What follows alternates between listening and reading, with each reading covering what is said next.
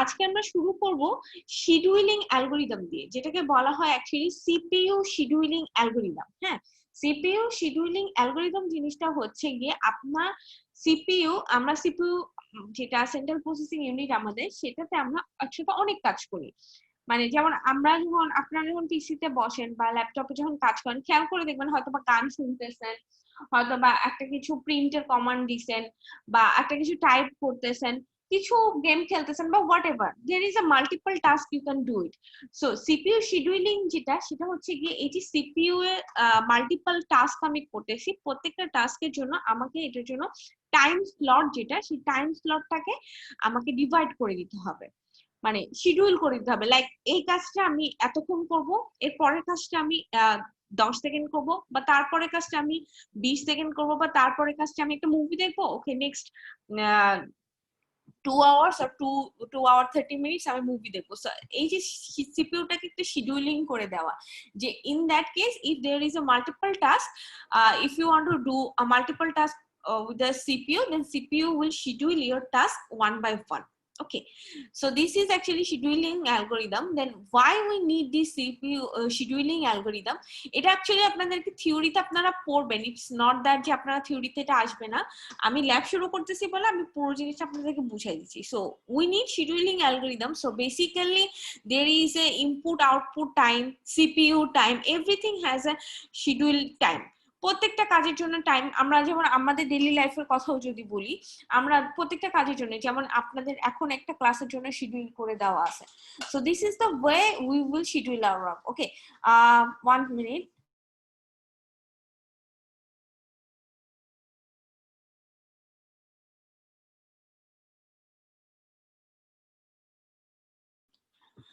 Okay, sorry. So the scheduling algorithm, so we need to involve the whole input output device, CPU, everything. We need to involve everything. So we need to schedule the everything is time, so that nothing is wasted. Everything I can count, everything whatever I have in my whole task, I can count everything, and I can do a good timing measurement. Okay, so this is why we need the scheduling algorithm. Okay, so for this there is why we are doing this, what is the advantage of scheduling? That is, we can use the maximum CPU যে maximum আমার usability আছে, পুরোটা আমি যাতে use করতে পারি, আমি fairly allocation করতে পারি প্রত্যেকটা কাজের জন্য বলেন, ফাইলের জন্য বলেন, প্রত্যেকটা ইনপুট আউটপুট ডিভাইসের জন্য, এভরিথিং এর জন্য যাতে আমি একটা ফেয়ার অ্যালোকেশন করতে পারি, এবং এখান থেকে আমি maximum output, maximum time, maximum waiting time, response time, এগুলো যাতে আমি সবগুলো প্রপার ওয়েতে পাই, সেটাই হচ্ছে এই শিডিউলিং অ্যালগরিদমের advantage. Scheduling algorithm will help us to do that. Acha. For there are 3 or 4 scheduling algorithm maybe. Okay, so for that scheduling algorithm, we first need to know some word which is related with this scheduling algorithm. এই word গুলো আমাদের আসবে in ফিউচারেও, পরবর্তী algorithm গুলোর জন্য আসবে। Word গুলোর মধ্যে আছে প্রথমটা, যেমন আমরা বলতেছি arrival time. Arrival time means যখন একটা টাস্ক চলে আসলো, মানে এটা এক্সিকিউট হওয়ার জন্য চলে আসলো। লাইক এই যে আপনারা একজন একজন করে যে আসতেছেন ক্লাস করার জন্য, সো এই যে আপনাদের অ্যারাইভাল টাইম। ওকে, যেমন আপনাদের মধ্যে ফার্স্ট হচ্ছে গিয়ে বান্না ফার্স্টে ক্লাস করতেছি, so Banna is arrived first, then one by one you came to this class, so everyone has a arrival time. So when the task is arrived to execute for execution, that is called the arrival time. Okay, next one is the compilation time. Compilation time means when a task is arrived to do, after that we need to process it, we need to compile it, we need to execute it. Okay, so the whole time, if I want to compile the whole task, that whole compilation time, that whole মানে যে প্রসেসটা complete করতে আমার যে টাইমটা লাগতেছে, সেই টাইমটাকে বলা হচ্ছে compilation time. Okay, next one, it is a new word that is called a burst time. Burst time means time required by the process for CPU execution. একটা আছে হচ্ছে গিয়ে পুরোটা কমপ্লিট, কম্পাইলেশন টাইম হচ্ছে গিয়ে পুরো প্রসেসটাকে কমপ্লিট, এক্সিকিউশন কমপ্লিট হতে। আর burst time হচ্ছে গিয়ে সিপিইউ এক্সিকিউশন হতে হবে। সিপিইউ এক্সিকিউশন মিন্স কম্পাইল হচ্ছে, সাপোজ আমি একটা সফটওয়্যারে কাজ করতেছি, সাপোজ আমি dev C plus plus or something like যে কোনো একটা সফটওয়্যার বা যে কোনো একটা কম্পাইলারের মধ্যে আমি কাজ করতেছি। সো পুরোটা একটা আপনাদের কিন্তু একটা দেখায়, আপনারা যখন একটা প্রোগ্রাম রান করেন আপনারা ওখানে দেখতে পারেন যে এখানে একটা কম্পাইলেশন টাইম লেখা থাকে, ঠিক আছে, কতক্ষণ লাগলো কম্পাইল হইতে। আর সিপিইউ টাইম বা বার্স্ট টাইম যেটা বুঝেছি সেটা হচ্ছে আফটার কম্পাইলেশন আমার কাছে আউটপুটটাও শো করতে হবে, রাইট? আমি শুধু কম্পাইল করব না প্রোগ্রামটা, পুরো প্রোগ্রামটা কম্পাইল হওয়ার পরে সেই কম্পাইলেশন মানে আমাকে আউটপুটটাও জানতে হবে যে এখান থেকে কি আউটপুট আসছে। সো এই হোল আউটপুটটা সহ যে টাইমটা আসতেছে, মানে whole CPU execution done, the program is done, the CPU is showing my output, so this whole time is called the burst time. Then there is a turnaround time. Turnaround time means the difference between compilation time and arrival time. যেমন ওই যে আমি আপনাদেরকে বললাম যে আপনারা একজন একজন করে এসে ক্লাসে জয়েন রিকোয়েস্ট পাঠাচ্ছেন, that is your arrive time, right? But you are now doing the class, class যতক্ষণ হবে এই পুরোটাকে যদি আমি কম্পাইলেশন টাইম হিসেবে ধরি, তাহলে আমার টার্ন অ্যারাউন্ড টাইমটা হচ্ছে আপনার পুরো কম্পাইলেশনের যে টাইমটা সেটা থেকে যদি আমি আপনার অ্যারাইভালের টাইমটাকে বাদ দিয়ে দিই, সেটা হচ্ছে আপনার টার্ন অ্যারাউন্ড টাইম। আমার কথা বোঝা গেছে? এই যে আপনারা এখানে দেখতে পারবেন স্লাইডে, সরি আপনার ফাইলটার মধ্যে টার্ন অ্যারাউন্ড টাইমটার ফর্মুলাটা দেওয়া আছে, অর্থাৎ আপনার কম্পাইলেশন টাইম মাইনাস আপনার অ্যারাইভাল টাইম করলে যে টাইমটা আসে সেটাকে বলা হচ্ছে turn around time. Next is the waiting time বা WT যেটা বলা হচ্ছে, সেটা হচ্ছে difference between turn around time and the burst time. Turn around time তো আপনারা অলরেডি বুঝে গেছেন যে আপনার কম্পাইলেশন টাইম থেকে অ্যারাইভাল টাইমটা বাদ দিলে যে টাইমটা আসে ওটা হচ্ছে আপনার টার্ন অ্যারাউন্ড টাইম। আর টার্ন অ্যারাউন্ড টাইম থেকে যদি আপনি বার্স্ট টাইমটা অর্থাৎ হোল যে আপনার যে কম্পাইলেশনের যে হোল যে সিপিইউ কম্পাইলেশনের যে টাইমটা সেটাকে যদি বাদ দেন তো সেটা চলে আসলে আপনার ওয়েটিং টাইম। ওয়েটিং টাইম বলতে আমরা কি বুঝি, যেমন সাপোজ আপনারা এই যে যেমন ভাইবা দিতে যখন আসেন, এসে আপনারা কি করেন, আপনারা ওয়েটিং রুমে ওয়েট করেন, one by one I take your request and take your viva, right? So this is called the waiting time. যে যে টাইমটা আপনার ভাইবা নিছি সেই টাইমটা থেকে আপনার যে টাইমটাতে আপনি এসে আমাকে রিকোয়েস্ট পাঠাইছিলেন এখানে, সেই টাইমটা যদি আমি বাদ দিয়ে দিই তাহলে আপনার ওয়েটিং টাইমটা বের হবে, ঠিক আছে? আমি আপনার আশা করি কথা বুঝাইতে পারছি। ওয়েটিং টাইমটা হচ্ছে সাপোজ একটা প্রোগ্রাম এক্সিকিউশনের জন্য চলে আসছে আমার কাছে, ঠিক আছে, এসে ওয়েট করতেছে, ওয়ান টাইম সে একটা এক্সিকিউশনও হবে সাপোজ। সো আপনি হোল টাইমটা থেকে যদি আপনার এক্সিকিউশন টাইমটা বাদ দিয়ে দেন তাহলে যে টাইমটা বের হবে ওটা হচ্ছে আপনার ওয়েটিং টাইম, অর্থাৎ আপনি এসে কতক্ষণ রিকোয়েস্ট দিয়ে ওয়েট করছেন যে কম্পাইল হওয়ার জন্য। So this is called a waiting time. So this are the terms which will involve in our scheduling algorithm: arrival time, compilation time, burst time, turnaround time and waiting time. These are the things we need to need in our future. Okay, so let's move forward.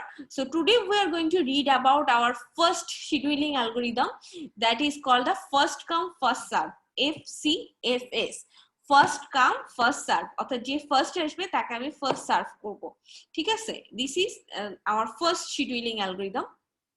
So the thing is, this scheduling algorithm is actually following the FIFO, that is আপনারা যেটা স্ট্যাকের stack যদি আপনারা পড়ে থাকেন আপনারা জেনে থাকেন ওখানে FIFO অর্থাৎ ফার্স্ট ইন ফার্স্ট কাম, যে অর্থাৎ যে ফার্স্ট আসবে তাকে আমি প্রথমে সার্ভ করব।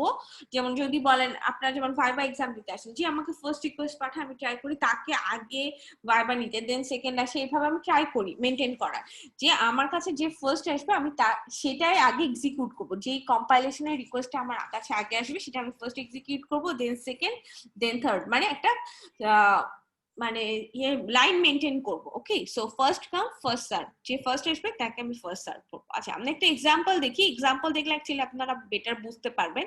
এখানে একটা এক্সাম্পল দেওয়া আছে, দেখেন এখানে আমরা ধরে নিচ্ছি আমাদের অ্যারাইভাল টাইম যেটা প্রত্যেকেই একই সাথে অ্যারাইভ করছে, অর্থাৎ যেটা আমার স্টার্টিং, আমি সিপিইউ স্টার্ট করার সাথে সাথে আমার এই 3টা রিকোয়েস্ট আসছে একই সাথে। সো আমার অ্যারাইভাল টাইম আমি সবগুলো 0 ধরে নিচ্ছি, আর টার্ন অ্যারাউন্ড আর কম্পাইলেশন টাইম তাহলে সেমই আসবে। আমি একটু দেখি, সাপোজ আমার প্রথমে যে প্রসেসটা আসছে সেই প্রসেসটাকে আমি P1 দ্বারা ডিনোট করতেছি, and its duration is 24 whatever second বলেন মিলি সেকেন্ড বলেন, ধরলাম আমি সেকেন্ড হিসেবে যাচ্ছি। আমি এখানে অ্যাকচুয়ালি এককটা ইউজ করি নাই, ঠিক আছে। সো P1 যে প্রসেসটা আছে এটা 24 সেকেন্ড সাপোজ চলছে, এটা হচ্ছে আমার first process. Then second process P2 যেটার আমার ডিউরেশন 3 সেকেন্ড ছিল, এটা 2 নাম্বার, এবং যেটার আমার প্রসেস 3 বলতেছি আমি সেটা হচ্ছে 4 সেকেন্ড, 4 সেকেন্ড এটার ডিউরেশন। প্রত্যেকে একই সাথে অ্যারাইভ হয়েছে, বাট এখানে আমি যেহেতু আমি একটা একটা করেই সার্ভ করব, একসাথে আমি মাল্টিপল টাস্ক করব না, একটা একটা করে করব, সো আমি এখানে 1 2 3 করে নিছি, এবং এটার অ্যারাইভাল টাইম প্রত্যেকেরই 0। আচ্ছা, এই ধরনের একটা চার্ট আপনারা প্রত্যেকটা শিডিউলিং অ্যালগরিদমে পাবেন। সো আপনাদের যেটা করতে হবে, এটা থেকে একটা ফিগার রাখতে হবে, সেই ফিগারটাকে বলা হয় গ্যান চার্ট। এই ফিগারটাকে বলা হয় গ্যান চার্ট। গ্যান চার্ট মিন্স আপনাকে একটা লাইন ড্র করে আপনাকে দেখাইতে হবে যে এই যে প্রসেসগুলো এক্সিকিউট হচ্ছে এগুলো অ্যাকচুয়ালি কিভাবে এক্সিকিউট, মানে কি টাইম ডিউরেশন এক্সিকিউট হচ্ছে। যেমন P1 প্রসেসটা আমি কতক্ষণ বলছি, 24 সেকেন্ড এক্সিকিউশন হচ্ছে। সো এখানে P1 suppose P1 is executing 24 second, okay. Then P2 যেটা, P2 এর এক্সিকিউশন টাইমটা হচ্ছে গিয়ে 3 সেকেন্ড। সো P2 এর আমার এক্সিকিউশন টাইম হচ্ছে 3 সেকেন্ড, আর P3 এক্সিকিউশন টাইম হচ্ছে 4 সেকেন্ড, ওকে। নাও এখন আপনাদের মাথায় যেটা কোশ্চেন আসে, যেটা আপনার turn around time, waiting time, compilation time, খুব ইজিলি আমরা এখানে ফিগার থেকেও বের করে ফেলতে পারবো। যেমন ওয়েটিং টাইমটা যদি বলি, P1 যেহেতু প্রথম এক্সিকিউট হয়েছে, সো অবভিয়াসলি P1 এর অ্যারাইভাল টাইমও 0, তো যার জন্য তার ওয়েটিং টাইমটা 0। ওয়েটিং টাইমটা কি ছিল? ওয়েটিং টাইমটা ছিল, মনে আছে নাকি আপনাদের? ওয়েটিং টাইমে দিয়েছিল আমার turn around time minus burst time, ঠিক আছে। সো এগুলো হচ্ছে বার্স্ট, আর টার্ন অ্যারাউন্ড থেকে মাইনাস করে দিলে, বার্স্টটা মাইনাস করে দিলেই বের হয়ে যাবে। আচ্ছা, সো আমার P1 টা যেহেতু এসে ওয়েট করতে হয়নি, ও ফার্স্ট এক্সিকিউশনে চলে গেছে, সো ওয়েটিং টাইম হচ্ছে 0। P2 এখন আমি এক্সিকিউট করতে যাচ্ছি, as P2 will be executed after P1, so P2 need to wait 24 second because P1 execute হইতে 24 সেকেন্ড আমার লাগবে, সো P2 কে 24 সেকেন্ড ওয়েট করতে হবে, ওকে। এন্ড যদি P3 এক্সিকিউট করতে চাই, P3 কে তাহলে কতক্ষণ এক্সিকিউট করতে হবে? 24 plus 3, that's mean 27 second wait করতে হবে P3 কে ফর এক্সিকিউশন। যেহেতু P3 এর আগে P1 এক্সিকিউট হবে এবং P2 এক্সিকিউট হবে। P1 এক্সিকিউশন করতে 24 সেকেন্ড লাগবে এবং P2 এক্সিকিউশন করতে 3 সেকেন্ড লাগবে। So 24 plus 3, that's mean 27 second. So P3 need to wait 27 second to execute itself. Okay. So এখানে লিখে দেওয়া হয়েছে যে P1 execution time 0, P2 sorry waiting time 0, P2 waiting time 24 and P3 waiting time 27. And if you show the whole chart in this like this kind of figure, this figure is called Gantt chart. Okay, so I need to find out the average waiting time. Average যে কোনো কিছুর average বের করতে হবে, মানে সেগুলোর waiting time গুলোকে যোগ করে টোটাল নাম্বার দিয়ে ডিভাইড করে দিলে average টাইমটা বের হয়। আপনারা সবসময় জানেন যে পুরো জিনিসটাকে যোগ করে সেটাকে 3 দিয়ে ভাগ করে দিলে সেটার এভারেজ ওয়েটিং টাইম বের হয়ে যাবে। ওকে, আপনারা একটু ওয়েট করেন, হ্যাঁ।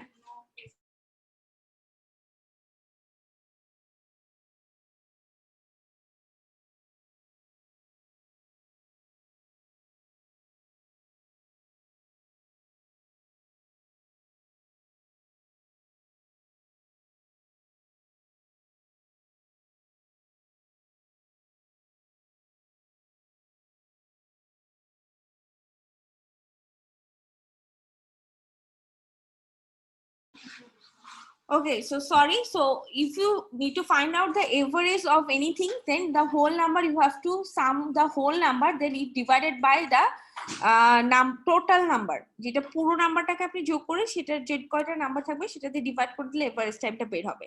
সো আপনার এখানে এভারেজ টাইমটা বের করতে গেলে যেটা করতে হবে, এই ওয়েটিং টাইমগুলোকে যোগ করে, এখানে কয়টা প্রসেস আছে? 3টা প্রসেস আছে। সো 3টাতে আপনি 3 দিয়ে ডিভাইড করে দেবেন, তাহলে আপনার এভারেজ ওয়েটিং টাইম বের হয়ে গেছে, দ্যাট ইজ 17।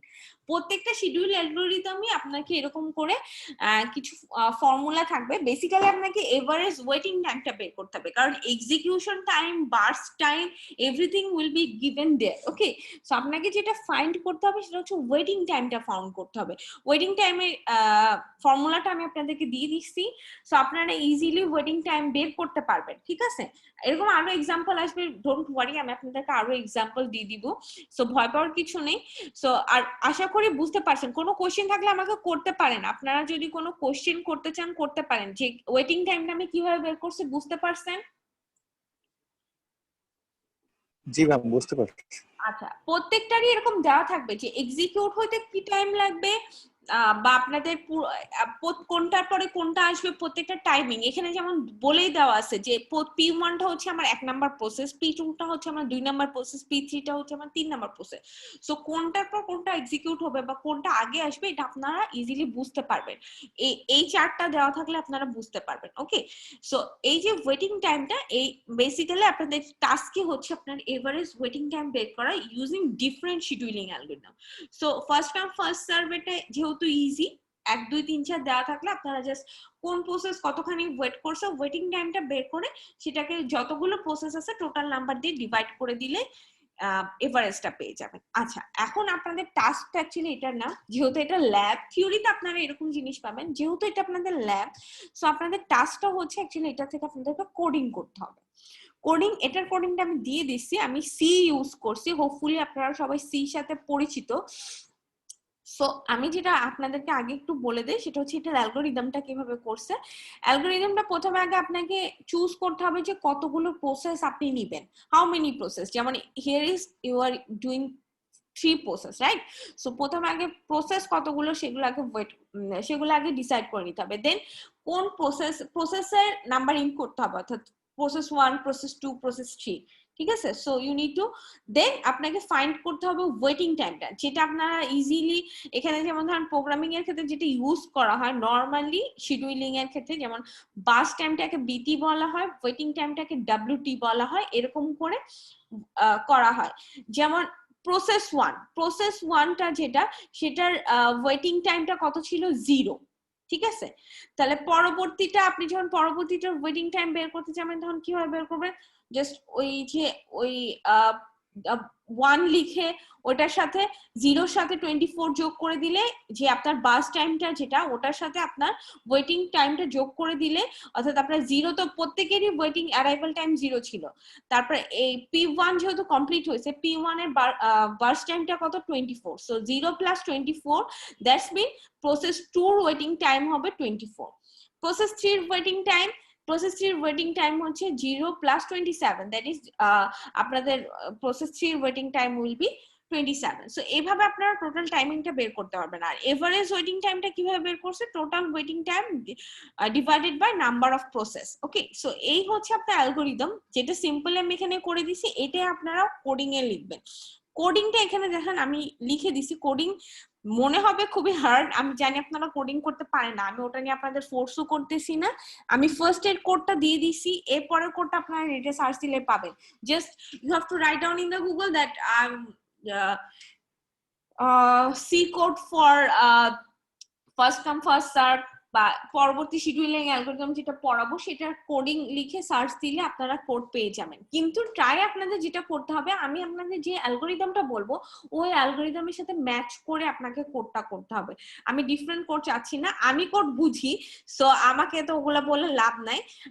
আপনাদের যেমন এখানে দেখেন, আমি যে কোডটা কিছুক্ষণ আগে আপনাদের করাইছি, যেমন এখানে দেখেন বার্স টাইম নিছে 10, ওয়েটিং টাইম নিছে 10, এরকম প্রত্যেকটা টাইম নিয়ে নিছে। Then number of the process আপনি এন্ট্রি করবেন, then enter the burst time of the process. যেমন ফার্স্ট প্রসেস 1 এর বাস টাইম কত ছিল, প্রসেস 1 এর বাস টাইম ছিল 24, প্রসেস 2 এর বাস টাইম ছিল 3, প্রসেস 3 এর বাস টাইম ছিল 4। So this are the timing. So you need to first put the number of the process, then you need to put the number of the bus time. Okay, then when you write down this theory, যেটা আমি আপনাদেরকে কেবলই পড়াইলাম, যে এটা waiting time গুলো বের করে এটা থেকে জাস্ট যোগ করে ডিভাইড 3 করলে আপনারা পেয়ে যাবেন। জাস্ট এই কোডটাই লিখতে হবে, এখানে এই কোডটাই লেখা আছে। প্রথমে একটা একটা করে নিছে প্রসেস, নিয়ে প্রত্যেকটা যোগ করে সেখান থেকে এভারেজ টাইমটা বের করে দিছে। ওকে, সো এই যে আপনাদের এই, যেমন আমি যদি এখানে একটা ইনপুট দিছি, যে এখানে 3টা প্রসেস যদি আপনি ইনপুট দেন এবং আমার যদি বার্স টাইম দিয়ে 12, 8, 20, আপনার এভারেজ ওয়েটিং টাইম আউটপুটে দেখাবে 24। Okay, so this is the way. আপনারা চাইলে এই কোডটা রান করে দেখতে পারেন, মেবি কোনো এরর নাই, কোড রান করে দেখতে পারেন। এই ধরনের ইনপুট দিলে আপনারা এই ধরনের একটা আউটপুট পাবেন, ঠিক আছে? So this is the way to do a code. আপনারা এইভাবে একটা কোড কমপ্লিট করবেন। ওকে, এই ফার্স্ট এটা আমি আপনাদের দিয়ে দিছি, এটা নিয়ে ওয়ারিড হওয়ার কিছু নেই। এখানে কিছু অ্যাসাইনমেন্ট কোশ্চেন আছে, অ্যাসাইনমেন্ট কোশ্চেন গুলো আমি আপনাদের এই কারণে দিছি যে এটা একটু আপনারা স্টাডি করেন, যেমন ফার্স্ট কাম ফার্স্ট সার্ভ জিনিসটা কি এটা আপনারা বুঝেন, শিডিউলিং এর কেন প্রয়োজন আমি লিখে দিছি, তারপর আপনারা একটু এটা নিয়ে চিন্তা করবেন। আর কিছু এখানে আমার অবজেক্টিভ কোশ্চেন আছে, আপনারা এগুলা চাইলে নিজেরা সলভ করে নিতে পারেন। আর কোডটা অবশ্যই রান করবেন, কোনো এরর থাকলে সলভ করবেন। এবং আপনাদের যেটা আজকের টাস্কটা হচ্ছে, আপনারা আজকে এই কোডটা, আমার যে কোডটা আছে এই কোডটা আপনারা রান করবেন, ঠিক আছে? সি কোড দেওয়া আছে, কোডটা রান করবেন। রান করে কোনো এরর থাকলে বা কোনো কিছু থাকলে এটা সলভ করে আমাকে এরকম একটা আউটপুট, যে একটু একটা ইনপুট দিলে এরকম একটা আউটপুট আসবে, এরকম একটা দিয়ে আপনি আমাকে সেন্ড করে দিবেন ইন মাই মেইল। ওকে, এটাই আপনাদের এই উইকের টাস্ক। নেক্সট উইকে আমি আপনাদেরকে আরেকটা টাস্ক দিব। সো আপনাদের এখনকার টাস্কটা হচ্ছে এই কোডটা রান করা। I don't know, maybe error থাকতেও পারে, আমি অ্যাকচুয়ালি জানি না। আপনারা কোডটা রান করবেন, করে এটার যে আউটপুটটা আছে সেম আউটপুট সহ আমাকে স্ক্রিনশট নেবেন, স্ক্রিনশট নিয়ে আমাকে পাঠিয়ে দিবেন, ঠিক আছে? এটাই আপনাদের এই উইকের টাস্ক। Any ma'am question? এটা কি অ্যাসাইনমেন্ট আকারে পাঠাবো ম্যাম?